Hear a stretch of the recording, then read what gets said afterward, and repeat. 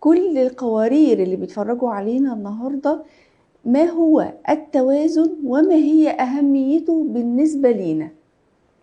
طيب، التوازن بالنسبة للنساء هذا الموضوع اللي دائما نحن نتكلم فيه في حياتنا وما احنا عارفين كيف نوصل له.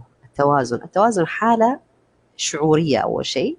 أني أنا قاعدة أدي واجباتي على أكمل وجه، ونحط تحت كلمة أكمل وجه خط، لأن هي دي العقبة الوحيدة، يعني أكمل وجه، الكمال في الأشياء، المثالية في الأشياء، التطلع للأفضل، 10 من 10 في الحياة، ما أقبل بأقل من كده.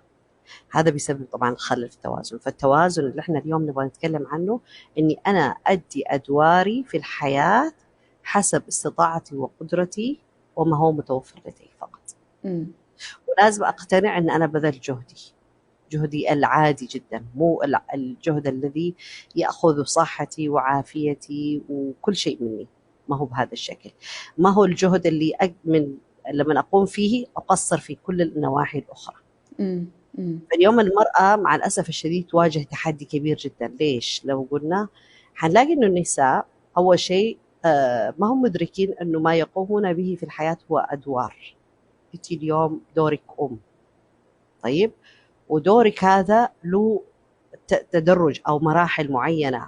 في البداية ممكن يكون 100% لازم تأديه، بعد كده لا، مو في 100%، بعد كده لازم أنت في مراحل لازم تتركي بعض الأدوار ليست لك، يجب أن يقوم بها الآخرون أو تسمحي للآخرين أنهم يقوموا فيها.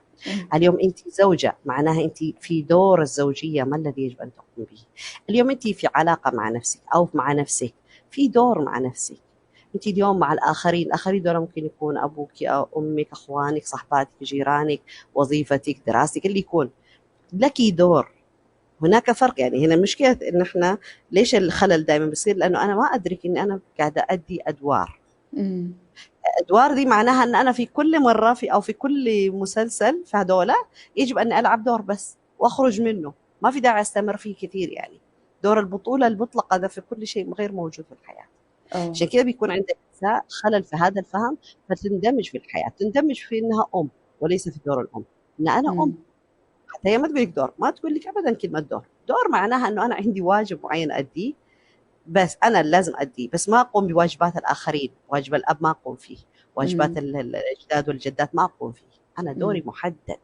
طيب، فهي تندمج في دور الأمومة وتنسى نفسها، تنسى إيش كانت وإيش هواياتها وإيش كانت تبغى تصير، كيف شكل الحياة اللي تبغى تعيشها وكيف تبغى تكون شخصيتها. تنسى، تندمج في واجبات الأمومة، أو تكون زوجة وتندمج في شخصية زوجها وفي هذا الواجب لدرجة أنه ما عاد تعرف نفسها. لذلك بعد ما تفوق لأي حدث هنا، أنا أفنيت عمري وأنا ضيعت عمري وأنا بالضبط دور ضحيت بشبابي ومحدش قدر، أنا كنت يعني شمعة تحترق من أجل الآخرين. ما في داعي تحترق ولا شيء، تجيبي شمعة ثانية ولايهم ويصيروا شمعتين، ما في داعي. الاحتراق ده ما في داعي منه. أو إنه الواحد يكون مثلا خلاص لازم يعني يكون زي الليمون ينعصر. ليش؟ ما في داعي لهذا كله، ما في داعي. هذا الأشياء اللي احنا نقول عليها. عشان كذا النساء عندهم مشاكل نفسية كثيرة جدا، ما هم عارفين إنه جاية من خلال اضطرابات نفسية اختلال كتير. التوازن. أيوة، التوازن مختل. يعني أبنائها يكون عندها 5 مثلا كمثال على اختلال التوازن، تشيل مسؤولية ال5، تشيل مسؤوليتهم من ناحية إيش؟ مو أكلهم وشربهم، تشتغل منبه لكل واحد، اللي رايح الثانوي اللي رايح الجامعة تشتغل منبه. طب هذا مو دوري، ده هذا رايح دوره الدرس، هو. دي جايه من التمرين، لا ده مش عارف عنده أيوة، امتحان، ده في كل حاجه كله وشنطتك على اعصابها رتبتها. وستريس. أيوة. وطبعا والجدول يعني الاب بيبقى يعني اما في شغله، لان يا اما بعض الاباء بيكونوا اصلا راميين العبء كله والمسؤوليه كلها على الزوجه، ويعني يكبر دماغه. انا حقول لك عشان ننصف الرجال شويه، الرجال اكثر وعي في هذا الجانب، فبيقول لك هذا دورها، مو داري ايش تبغيني اسوي. بسيط يعني، السؤال بيسأل ايش تبغيني اسوي، ما عندها حتى جواب. لما يقول لها زوجها ايش تبغيني اسوي او ايش تحتاجي اسوي، ما عندها. تقول له شوف انت بنفسك، قدر بنفسك. خلاص هذا يعني تحضر بقى الحاجات اللي هي عايزاها، وتقول له مثلا شاركني، انا بصحي 2 وانت تصحي 2، انا اوصل وانت تجيب، وهكذا.